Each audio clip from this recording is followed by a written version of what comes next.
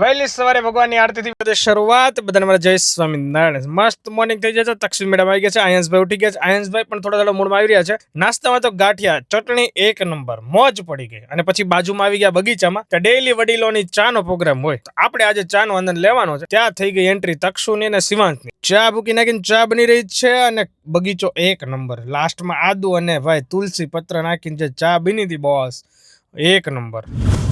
ત્યાંથી પછી આવી ગયા બેક ટુ હોમ અને મસ્ત બપોરે ભોજન લીધું.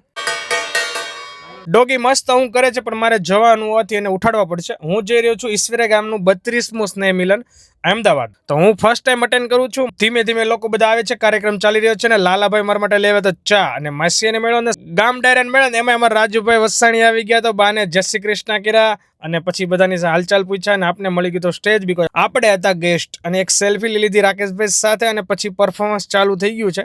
બધો ગામ ડાયરો આવી ગયો છે ને એક પછી એક પરફોર્મન્સ થતા હતા અને બહુ જ મસ્ત હતું, બહુ મજા આવી. ઈશ્વરે ગામ અમદાવાદનું સ્નેહ મિલન જોરદાર અને આ બી મને પરફોર્મન્સ બહુ ગમ્યું. આગળ બહુ બધા પરફોર્મન્સ છે. આનો ફૂલ વિડીયો જોવો હોય તો મારી યુટ્યુબ ચેનલ જીક્સ વસાણી વ્લોગમાં આવી ગયો છે. રાજસ્થાની ડાન્સ પણ એક નંબર હતો અને લાસ્ટમાં મોદીની સ્પીચ. મંચસ્થ મહાનુભાવ और मेरे प्यारे भाइयों और बहनों, બધા મેમ્બરને જય શ્રી કૃષ્ણ કરીને આપણે હવે ત્યાંથી જવાનું છે ફન બ્લાસ્ટમાં.